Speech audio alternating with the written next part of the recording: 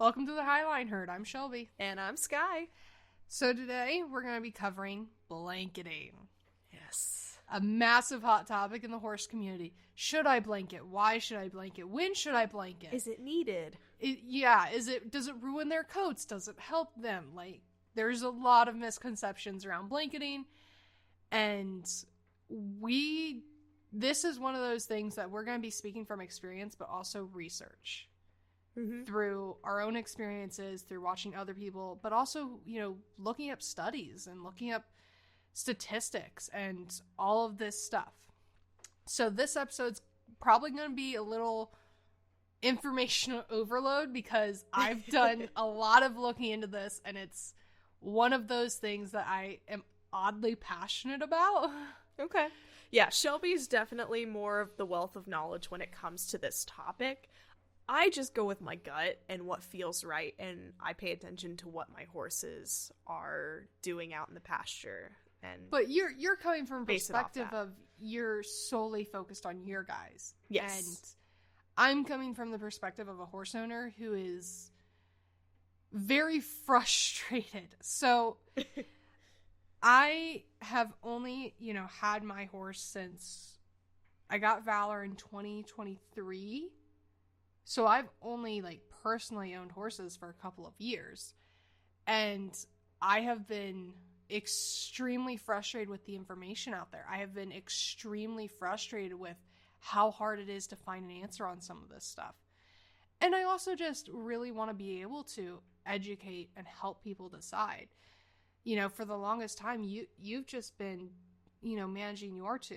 Mm-hmm. Teaching hasn't really been an interest. You've just been, oh, my guys are fuzzy and they're not shivering. They're not burning through their weight. Yeah, that's great. It's a different of experiences and perspectives. And my experience is I have been so frustrated with finding an answer and figuring this out. And then, even when I'm satisfied with what I'm doing, I'm frustrated for other people that are still out there asking the question and they're being told, you're being ridiculous. It's not natural. Don't blanket a horse or you're going to ruin the coat, or, oh my God, you should always blanket the horse. If you don't blanket, you're a cruel abuser. Yeah. But, like Skylar said, it's about the horse in front of you. It's about, first off, your horse best. If you feel like your horse needs a blanket, throw a blanket on him. Yeah. Don't not give your horse care based upon what somebody else is telling you to do or what you have heard other people talk about. You know your horse best. You know your situation best. Exactly. All people can do is give you a second opinion, which may or may not be right. There's a reason we call it an opinion, not a fact. Yes.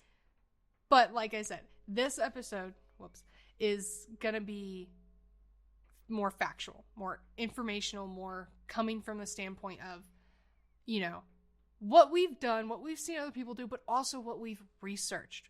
I purposely went out and found studies on this. What Shelby's researched. Well, that's the thing, though. If you guys wanted access to the research we do, we will absolutely post links in our summaries. Oh, yeah. So you can see, we looked into this. We didn't just grab one magazine article that supported us.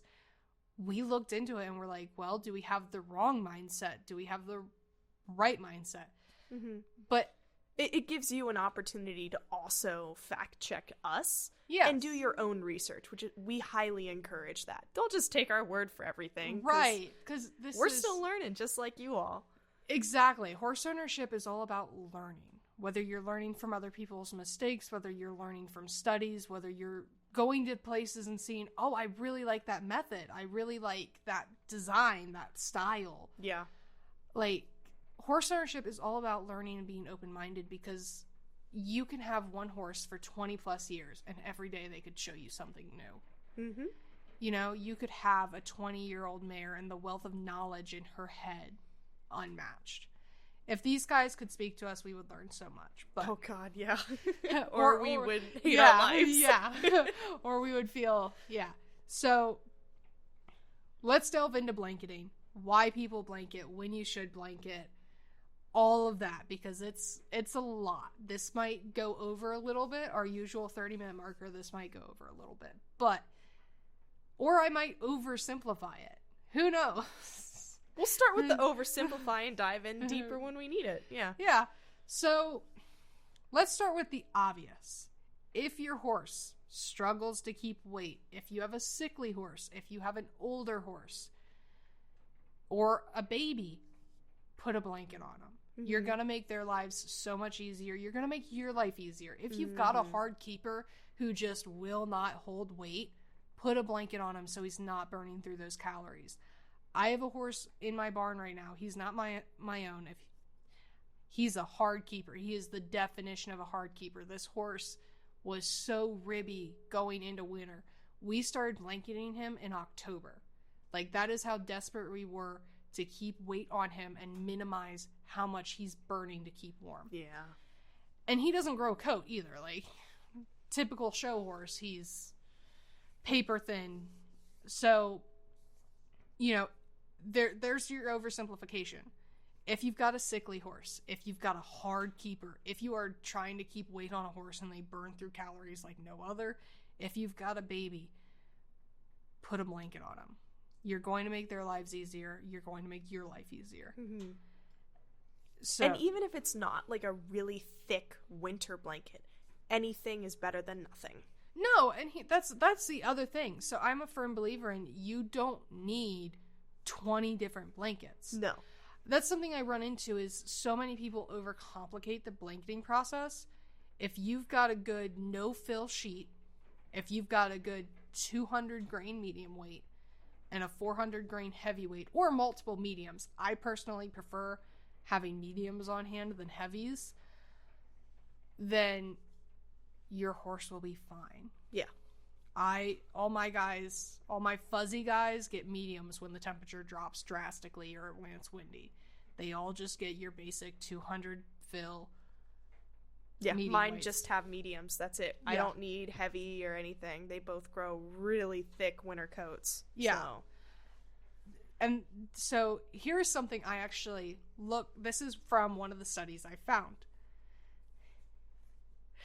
So when you blanket your horse, you're not only reducing their calorie burning, you are also going to be increasing their core body temperature. What that means is they are going to drink more. Yes. Even if you have, colder water, let's say you aren't able to heat your water super effectively, or you just can't heat it, period. If their core body temperature is a little warmer, they're going to drink more. One of the mares in my barn, I had a medium weight on her. I thought about taking it off, but when I saw how much she was drinking, now, she wasn't sweating. If your horse is sweating, pull the blankets off. Yes. She was just toastier than I normally would like, but she wasn't sweating, she wasn't uncomfortable, and I saw that her water intake had doubled. I was like, yep, you're getting a blanket, you're going to keep that on, I'm not taking it off of you or changing it. And that's something that we dived into last episode about wintertime. Yes, is water intake. Yes, that's very important because we don't want them to get compacted and colic. You definitely want to keep their water intake in as much as possible. And speaking of our last episode, we also talked about hay intake. Yes. How you're going to burn through more hay in the winter. Yes. But blanketing can actually help reduce that a little bit because they won't be burning through as many calories. Yeah. So there's no easy answer to, should I blanket, should I not blanket, unless it's a matter of hard keeper, no coat, sickly. If you clip your horses, give them a blanket. Yes, please. You just removed all of their natural coat. So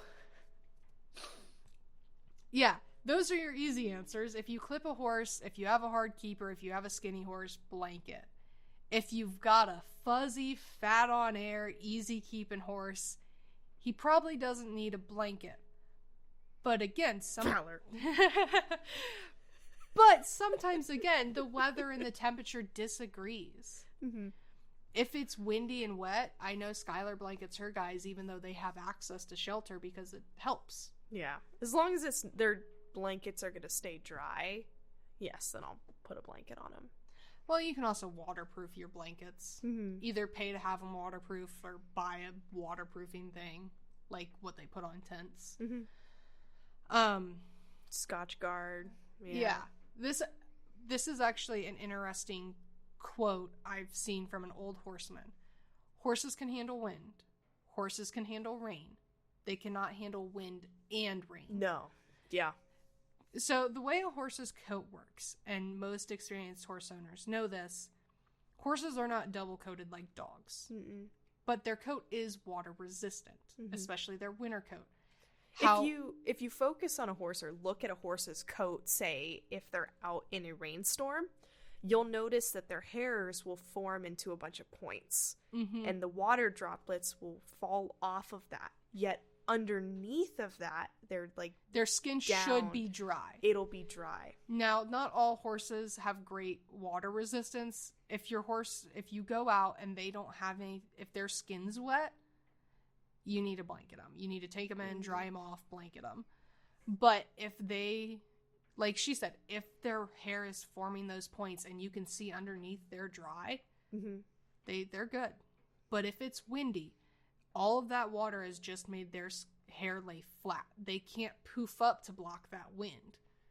So they need a blanket when it's windy and rainy. It's kind of like a good way that I see it, and the visual just popped in my head, so I'm going to share it, is a horse being out in the rain is like taking a shower, right? Like you're good, you dry off afterwards, whatever, you're fine. And then if you're in the rain and the wind, it's like trying to dry your hair while standing under the shower, but using a blow dryer to like do that. That wind is just going to blow all of that water straight onto the drier parts of your hair, and nothing is going to get dry. Exactly. Yeah, that's a great way to put it. Truly, horses can handle wind, they can handle rain, they can't handle the two together. And you're not going to be doing them any favors by combining the two. No. And this is another quote I've seen float around a lot of horse groups on social media is, an ounce of prevention is worth a pound of cure. Yeah. Yeah, you might spend $60, $100 buying a cheap medium for your horse. But that's cheaper than the thousands of dollars you might be paying in antibiotics, shavings, and food if they have to stay in on rest. So when you're looking at whether or not to blanket the horse and you're weighing the pros and cons, you're like, oh, but I really don't want to go trudging through the mud. Like, well, you don't want to go trudging through the mud now, but what about later when they're sick and they can't get up? Or when they're shivering so bad they can't walk.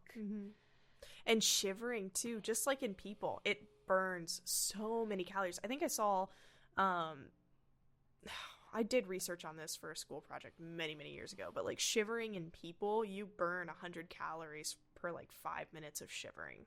So think about what that does for a horse, who they already burn way more than humans do. Right, and say you have a hard keeper. Say you have something that doesn't want to keep weight. If shivering really burns that much in a human, imagine how much it does in a horse. And then, you've already got a horse you are struggling to keep weight on. Yeah, you want to minimize that as much as possible. But those are your easy answers. As we talked about this, sometimes there's extenuating circumstances. When the temperatures go from 30 to negative 15, I'm going to throw a blanket on my guys to help them deal with that sudden plummet. And then, if we stay at negative 15 for a week, I'll wean the blankets back off of them because they are fuzzy. But it's also about what they're used to. A horse in Alaska is used to negative 15. They're used to that bitter wind chill. But a horse in Texas isn't, right? Exactly. Yes. Well, and I knew too, a lot of people, the common misconception for blanketing is that it ruins the winter coat or damages the winter coat. In one of the studies I was reading, they address that because it is a very, very common misconception. A lot of people think, oh, it forces the hair to lay flat and it ruins its ability to poof and be windproof or waterproof.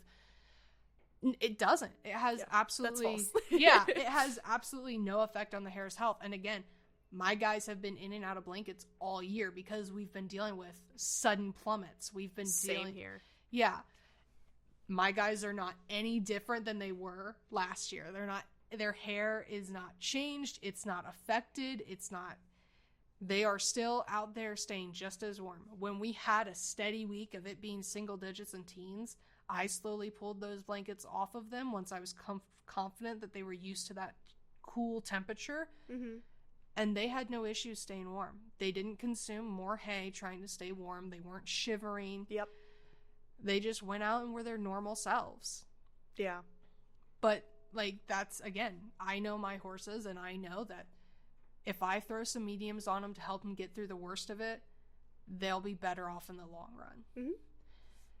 And my guys get fuzzy. So do yours. Yeah. Mine are very fuzzy at the moment. They're a little bit soggy right now because they're choosing to stay out in this weird rain that we're getting. But, yes, they're fluffy. They are so fluffy. It makes the one look like he weighs 200 pounds more than he does. Yeah. But it's all fluff. Yep. So, yeah, blanketing is 110%. Case-by-case basis. There's a couple easy answers, but overall, it's not a one and done. So, we touched on the easy parts of it, but when you get down into the science of it, do you want to be going through more hay, or do you want just to throw a blanket on and, increase that core temperature, limit what they're going to burn, which by proxy limits what they're going to eat. Mm-hmm.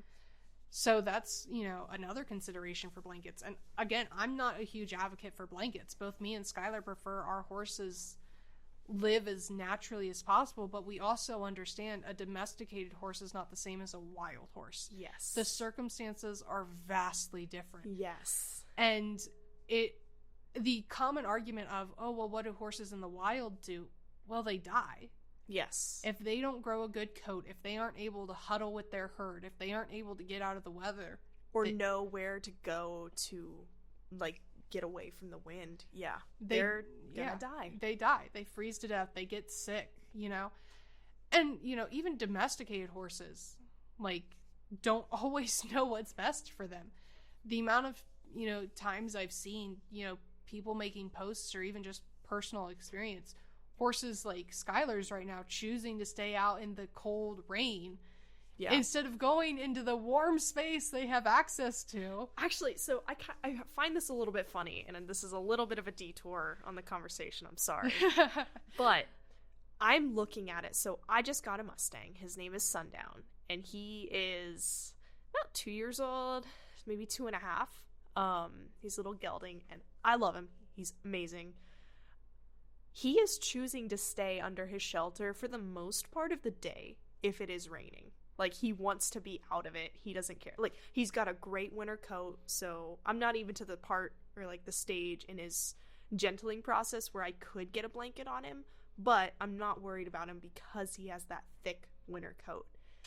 Yet my domesticated horses, Willie and Chance, they are choosing to stand out in the rain all day long, and they have access to go into the barn and into their stalls, but they're choosing to stay out.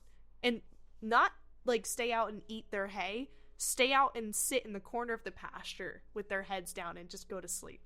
So I find that very interesting that even though, the Mustang who has that, deeper-rooted survival instinct, he's choosing to stay under the shelter.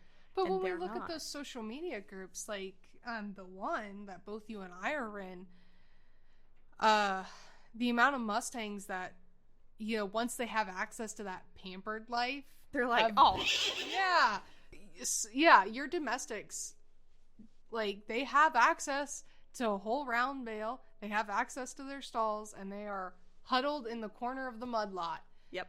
And in that case, it's an owner decision.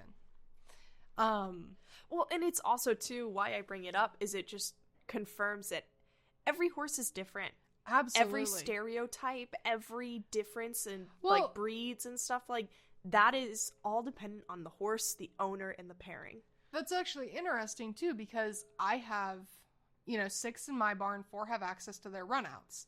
The runouts are not fully covered. About half has a roof over it, the other half is open.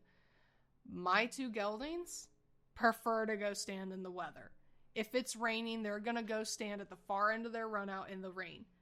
just like Skylar's, they have access to nice cozy stalls out of the weather, out of the wind, with nets of hay and everything. And my 2 geldings will come in dripping wet because they want to go stand in the weather. And you know what? I look at it this way. They are not actively shivering. They are not freezing. They are not going to get sick. They have the choice. And as of this moment, if they so choose to go stand in that, it is safe for them to do so. Yeah. As the owner, you have to decide ultimately what is best for your horse. Mm-hmm. And even if it's something you are wholeheartedly against, because I know there are people out there that condemn blankets. They refuse to use them. They hate them with every fiber of their being. It does not matter what you put in front of them. Blankets are horrible. Those are the kinds of people whose horses usually aren't always the healthiest, because my viewing on blanketing has changed in my short time of owning horses. Mm-hmm. At first, I was like, oh, die hard, no blankets. They can deal with it. Horses in the wild, all that. And that's how I was too when first getting into horse ownership. Yeah. Because both of us prefer our horses be as natural as possible, but, the more looking and research I did, the more I started paying attention to everybody around me, the more I realized. Oh, shoot. Yeah. These are actually helping. Yeah. This is a beneficial tool to use. It is. And it goes back to can you help your horse out? Mm-hmm. They don't always know what's best for them. And just like kids, sometimes we have to do things they don't like to give them the best care that they need. Mm-hmm. So my gelding is not a fan of blankets. Yeah, Willie does not like blankets. Yeah. But he'll put up with it. Valor, will move away. Sometimes I have had to tie him to get a blanket on him. And now, to be fair, he wears massive blankets because he himself is a big horse. So it's basically like I'm throwing a whole, parachute over him. So, it's a little scary, but it's for his own good. It helps him drink more water. It helps him deal with any sudden drops in temperature. It helps him deal with the wind or the rain. You can turn out horses in the wind and the rain if they have shelter and blankets. Yeah. There are so many benefits to blanketing. I understand the concept of wanting them to be horses, but if you can provide them a modicum of extra comfort, if you can make their lives a little easier, isn't that what you want to do? Mm-hmm. So that's the simplified version of blankets is, it's a tool. Use them. Yes. If you have a tool at your disposal and you're choosing not to use it just because of your own beliefs. Yeah. But your beliefs aren't based in fact, then maybe you need to reevaluate. Or at least do some more research and look into the science of... Because, again, I have tons. I have 3 on hand right now, articles and studies that I looked into specifically to provide you guys if you want to fact check. We'll include those in the description. A fact check. Yeah. Wow, that's a hard word to get out, isn't it? You got it. I did. If you want to fact check us, you will have access to the same information we looked into. And again, just as much as we're going off, these studies, we're also going off experience and what we've seen other people do. And I'll be completely honest. My outlook on blanketing did a complete flip. Same. Complete jump to the opposite side of the coin. Not because of the research. Not because of what I've seen. I saw one well-written post by a guy who has, 50 years of experience with horses, feeding horses, caring for horses, helping people care for their horses. He made one well-written post about blankets that made me go back and reevaluate and do the research. And I was like, if I had done this, could I have prevented, other things that happened? And, through my experiences this year with blanketing, watching a mare who barely touches her buckets, double her water intake because I chose to keep a slightly heavier blanket than she needed on. So she was that much warmer that she was seeking out more water. And again, when you're blanketing horses and you're looking at how you want to blanket them, you can always put another blanket on. Yeah. You can always bring them out of the wind for 20 minutes and throw another blanket on and help them warm up. If your horse starts sweating, you just lost your battle, because getting these guys dry in the wintertime is a pain. Yes. And it's dangerous, It is. It's extremely dangerous. And, if, say, again, a lot of us horse owners are on a budget. Owning these guys is expensive. Mm-hmm. If you've only got 2 or 3 blankets in your arsenal, you're out one because you just let it get soaked in sweat. And so now you can't use that blanket unless you can take it in and throw it in your dryer. Mm-hmm. Or you can go throw it under some hot lights. Now, I had 4 horses at one point in my barn, and we had 7 winter blankets to switch between. And I'll tell you, when the horses rolled or went out in the rain and it was nasty muddy, and I had to take those blankets off and let them dry, like, it was a struggle to try to put new ones on to keep them at least warm, because I had 2 horses that really needed blankets. So it's good to kind of prepare and at least have 2 or 3 blankets, or even sheets, or coolers, anything. Honestly, throwing a cooler on and a sheet over top is going to be closer to your medium weight blanket. Yes. But I highly recommend you do not leave a horse in their stall unsupervised with a cooler on. Yeah. Because those fleece coolers are so hard to get clean. And if they do get warm. Yeah. Or anything on them, you're going to pay either a lot to get them laundry, or like the laundry. Or you're going to be spending a lot of time picking shavings out of hand picking, brushing them out, whatever you can do. Yeah. But yeah, blanketing horses is not easy, but hopefully this episode made it a little easier, because there is an easy yes or no answer sometimes. If you've got a hard keeper, if you've got a sicklier one, if you have a no fur horse, or even a young baby. Yeah, give them a blanket.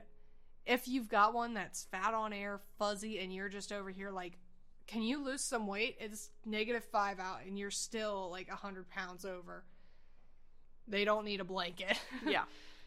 And there's also extenuating circumstances. You have show horses who get clipped. Give them a blanket. Mm-hmm. You've got temps going from 30 to 5. Give them a blanket. Help them deal with that. You've got a horse that might not drink so much, and a blanket could help. Mm-hmm. Absolutely. It's going to be windy. Your horse almost never wears a blanket, but they live out, and it's going to be 40-mile-per-hour winds. If a blanket offers them a modicum of comfort, give it to them. Yeah, throw it on. Don't hesitate. Yeah. But again, this isn't just an episode about advocating, blanket your horse, blanket your horse. Again, my guys don't have blankets on right now. Yeah. Skylers are out in the weather and they don't have blankets on. It's all based on your horse, you, and how they handle everything. Exactly. A big part of horse ownership, and I know in this world it is hard to do, with so many different voices and opinions coming at you from all angles. People criticizing, or harassing, and bashing. You know you and your horse and your situation best. Yep. Trust your gut. If your gut says blanketing your horse is the best option for whatever's coming, bad weather, drops in temperature, whatever. If your gut is leaning towards blanket them. Mm-hmm. Even if it's a fat on air easy keeper and all you have is a light sheet to break the wind, great. That's better than nothing. Yeah. And yeah, extras is nice, but if you don't have them, you need to be ultra aware then that your horse isn't overheating, that they're not getting wet through those blankets. Yes. That those blankets aren't getting nasty. Because both of us understand there's a lot of horse owners on a budget. And there's a lot of things that are expensive, and blankets get expensive. Yes. But vet bills cost so much more. Yep. So, hopefully this helped clear it up blanketing a little bit. If it didn't, feel free to reach out and we can touch on it again. Yeah, because there's so many different avenues that we could go down to and further talk about things. We just tried to keep it a little simpler. Short and sweet. Yeah. I could definitely go in and quote from those studies, exactly what they do, exactly how they help. But I don't think I quite need to do that right now unless there's more interest. But yeah, there's sometimes there's easy answers to the blanketing, and then other times it's just about trusting your gut. Yep. You know your horse and your situation best. Trust yourself. Yeah. And if you've owned that horse for 4 years, 5 years, 3 years, 10 years, you definitely know your horse best. You've been doing this a while. Trust yourself. I know there's so much out there that says otherwise. There's so many hateful people out there, too, that will want to bash you for your beliefs or the way that you do things because it's different than theirs. It didn't work for them the one time they may have tried it. Exactly. Those aren't the people that you need to pay attention to. If you find a different way of doing something, then go for it. As long as it's helping the horse and helping you. Exactly. Yeah. And I can tell you right now, the barn I used to be at, that trainer was diehard no blankets. And if your horse was fuzzy, don't buy a blanket. That's ridiculous. Don't buy a blanket.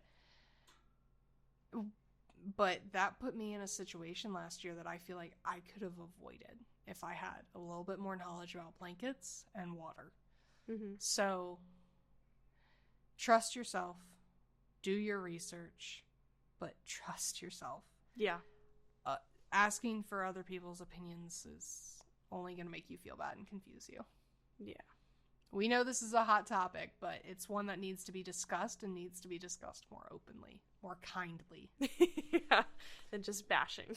Yeah, it doesn't help anybody. No, it's not constructive in any way, shape, or form. So we hope that this podcast becomes it's like a safe space that you can come to us with questions and we'll address things. We'll try to talk about things.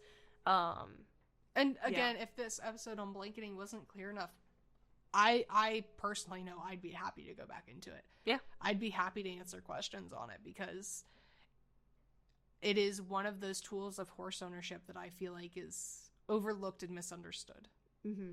Very. You've got so many different things out there. Different opinions and people posting articles and papers and then, that aren't founded by any type of research. All the different blanket types, then, that adds a whole nother level of difficulty. Yes. Do you do leg straps? Do you just have a tailband? Do you do hoods? No hoods? Different fastenings. And So there's definitely a lot that can be covered, but we really wanted to focus on, the bare bones of it, the part that most people get stuck on is should I or should I not blanket?